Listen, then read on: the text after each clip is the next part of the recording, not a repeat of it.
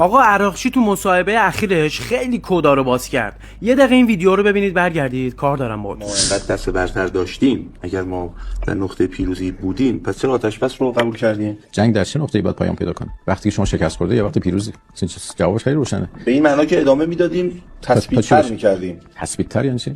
یعنی اینکه نداریم یه بار دیگه اتفاق بیفته. اصلا جنگ‌ها چگونه تموم میشن؟ یا با پیروزی مطلق نظامی یا با مذاکره. پیروزی مطلق نظامی یعنی اینکه شما بری طرف مقابل رو شکست کامل بدی، دستاشو ببره بالا، مثلا بلایی که چنم سر آلمان اومد تو جنگ جهانی، یعنی اشغالش کنی، یا بلایی سر صدام اومد تو جنگ، نمیدونم موارد دیگه هست. یا اینکه نه، ما این توانو نداریم. اگه این توانو داری برو تمومش کن. ما این توانو نداریم دست اسرائیل آمریکا رو اشغال کنیم. نه، دست هر کی این کارو بکنه میبوسی. خب اگه نداری بعد مذاکره بشه. گرفتی چی شد؟ مرجیه میگه اگر ما دست برتر رو داشتیم چرا آتش‌بس رو قبول کردیم؟ عراقچی میگه اگر میتونی طرفو شکست بدی جوری که دستاشو ببره بالا و تسلیمش کنی، برو شکستش بده. ما هم دستاتو یعنی آقا جون ما توانایی شکست دادن اسرائیل و آمریکا رو نداریم. این منطقیشه، این واقع گرایانشه. یعنی آقایونی که هی میگید چرا مذاکره، چرا آتش‌بس رو قبول کردید و ما یه قدمی خیمه دشمن بودیم و یه چند روز دیگه اتفاق میافتاد ادامه پیدا میکرد، جنگ شکستشون میدادیم، خیمه‌شون آتیش میزدیم، یا اون آقایی که میومد میگفت آقا جهود جماعت نمیدونم جنگی نیستن، نمیتونن بجنگن، یه نعره هیدری بزنی خودشونو خیس میکنن. یعنی همه این حرفا شعاری بیش نیست. خود عراقچی داره میگه آقا من با حرفای دیگران کار ندارم، ما نمیتونیم جون مردمو قمار کنیم، سرنوشت کشور رو قمار کنیم به خاطر 4 تا حرفی که اینا میزنن. یعنی چی آقا؟ باید تصمیم درست بگیریم، با عقلانیت بریم جلو، با منطق بریم جلو. نمیتونیم احساسی تصمیم بگیریم که آی ما میتونیم این کارو انجام بدیم. نه، این حرفا نیست، اینا دور از منطقه. آقایون بیدار شید، مملکت رو به باد ندید، این خاکو به باد ندید. باید واقع گرایانه به موضوع نگاه کنیم. حواستون به این مملکت باشه و تمام. ترامپ تو این مصاحبه آخرش مقامات ایران رو علنی تهدید به ترور کرد. ترامپ تو مصاحبه آخرش گفته مقامات جدید تهران از قبلی‌ها شرافتمندتر نیستن. من این رو به شما میگویم. این یعنی تهدید مستقیم به ترور مقامات و گفته به زودی در ایران پیروزی بزرگی خواهیم داشت. این یعنی حمله نظامی و اقتصادی بزرگ تو راه برای نابودی. وزیر خارجه آمریکا هم گفته در حال حاضر انتظار نمی‌رود آمریکا بر علیه ایران حملات جدیدی انجام دهد. در عوض تمرکز واشنگتن روی فشارهای اقتصادی شدیده. این یعنی هم فشار اقتصادی شدید قراره بشه، هم حمله نظامی بشه. خبر بعدی سخنگوی نیروهای مسلح گفته رسانه‌های دشمن در بانک اهداف نظامی ما قرار گرفتن. گفته شبکه‌های مثل BBC، اینترنشنال، رادیو فردا به صورت مستقیم با موساد و نهادهای اطلاعاتی CIA در ارتباطن. این یعنی در درگیری‌های بعدی ما این شبکه‌ها را مورد هدف قرار میدیم. این وسط هم آقای همتی گفته نگران دلار 200,000 تومانی نباشید، طبیعی حباب میاد پایین. آقای همتی شما رو دلارهای خیلی پایین‌تر هم همین حرفا میزدید ها. بعد قرار بود نفت بشه $200 نه دلار 200,000 تومان. و تمام داره نابود میشه و کسی ککش هم نمیگزه. الان به جایی که بیان مشکل رو حل کنن شروع کردن به این که آی به خاطر مذاکرات بوده که آمریکا حمله کرده. نمیگن اگه مذاکره نمیکردن، اگه آتش‌بس رو نمیپذیرفتن الان چه اتفاقاتی تو کشور افتاده بود. نمیگن که الان دیگه هیچ زیرساختی نمونده بود. نمیان بگم به خاطر مدیریت و تصمیمات اشتباهاتمون بوده که الان تو تحریمیم، الان تو جنگیم، الان اوضاعمون خرابه، اقتصاد نداریم. نمیان بگم به خاطر رانتا بوده، به خاطر آقازاده‌ها بوده، به خاطر مافیا بوده که الان مملکت به این روز افتاده. الان تو جنگیم، تحریمیم، اقتصاد نداریم، بدبختیم، بیچاره ایم. که نمیگن زورمون به مافیا نمیرسید، زورمون به تندروها نمیرسید، زورمون به آقازاده‌ها نمیرسید که الان به این روز افتادیم. فقط جنگ حزبی را میندازن و صورت مسئله رو پاک میکنن. آقایون اگه نجنبید بهمون بمب اتم هم میزنن ها.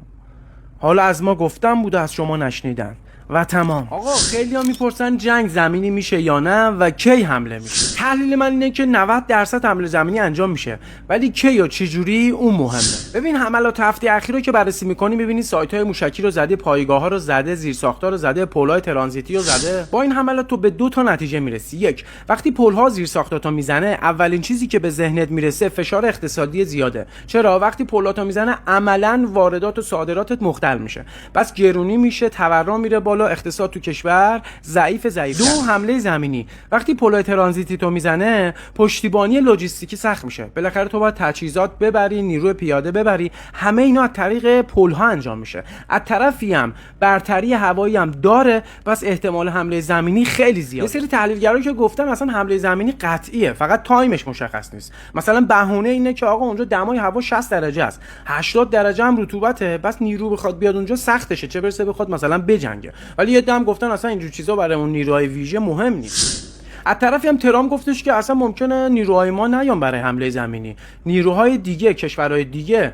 بیان از طرف ما حمله زمینی انجام بدن. این یعنی چی؟ یعنی ممکنه گروهکو باشن، تروریست نامی باشه، مجاهدینی باشه، کومولوها باشن، بلوچا باشن، یا نمیدونم همین نیروهای عرب باشن، یا ترکیب اینا باشن. ممکنه اینا رو انجام بدن. اگر اینا باشه که اصلا گرم و سرما براشون اهمیت. یعنی منظور ترامپ اینه که آقا ما پشتیبانی میکنیم، حالا هوایی، لوجستیکی، مالی، هر طوری که شده ما پشتیبانی میکنیم با کمک عربا و اسرائیل. اون نیروهایی که خودمون مد نظر داریم اونا حمله زمینی رو انجام باید واسه هر سناریوی آماده باشید. اونا پلن A و B ندارن، اونا پلن تا Z دارن، تا X دارن، همه چیشون رو برنامه‌ریزی کردن، برای همش هم تمرین کردن. پس اینو فکر نکنید که آقا الان گرم سرد داستان بهمان ممکن انجام ندن ها. باز غافلگیر نشید ها. و تمام. سرنوشت ساز برای ایران چیه داستانش؟ از دیروز خبرها رفته به سمت اینکه این هفته ایران نابود میشه. ترامپ گفته درهای جهنم رو به سمت ایران باز کنید، انقدر میزنیم ضعیفشون میکنیم که دستاشون رو ببرن بالا. اسرائیل تهدیدهای عجیب غریب کرده، از داخل دارن میگن مردم آماده باشید برای سختی بسیار بسیار زیاد. مگه ما تا الان آسونی داشتیم؟ حالا ممکنه خیلی از این اتفاقات بیفته، ولی اینکه در آخرش ایران نابود بشه نه، من به این موضوع اعتقاد ندارم. خیلی خرابی میشه، خیلی گرونی میشه، خیلی اوضاع خراب میشه، اوضاع سخت میشه. ممکنه همه این اتفاقات بیفته ولی در آخر ایران میمونه. آخرشه که قشنگه. و از یه طرفی هم من فکر میکنم وقتی همه رسانه‌ها دارن میگن نابودی میشه، فلان میشه، بسال میشه، برعکس میشه. نمیدونم چرا.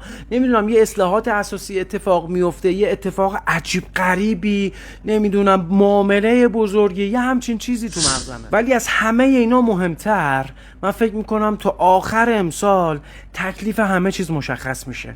و ترامپ همین چند دقیقه پیش گفت در حال بررسی یه حمله عظیم و بزرگتر از اون چیزی که تا الان رخ داده به ایران هستم و نزدیک به تصمیم نهاییم.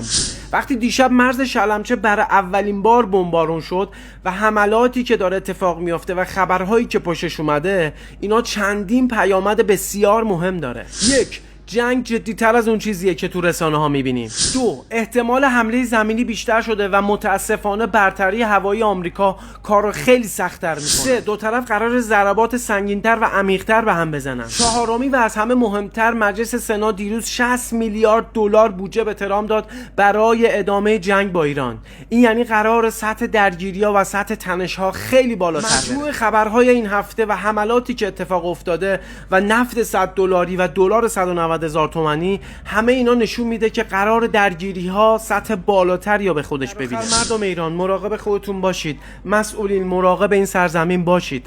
در آخر ایران پیروز و سربلند خواهد شد و تمام.